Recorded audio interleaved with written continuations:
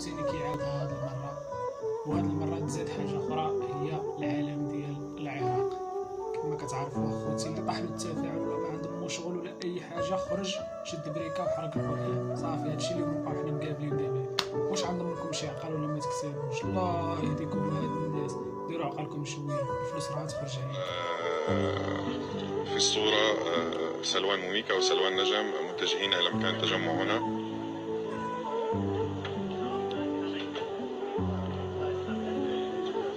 أحمد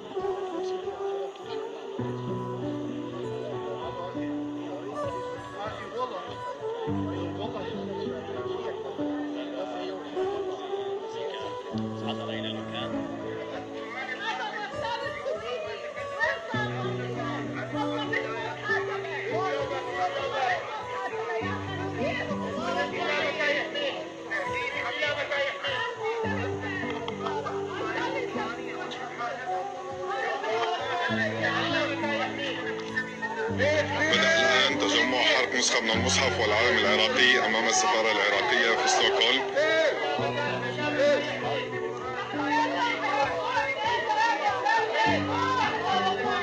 سلوان موميكا الميليشياوي السابق يرفع العلم العراقي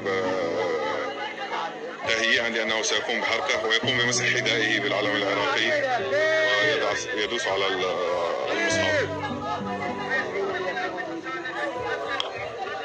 لا نستطيع سماع نجم الشخص الذي يرافق موميكا.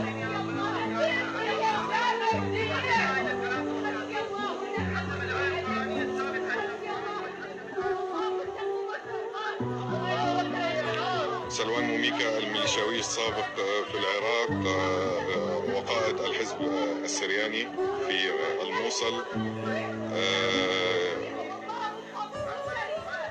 يقول عن نفسه أنه ملحد وعلماني الآن ويريد حرق المصحف والعلم العراقي.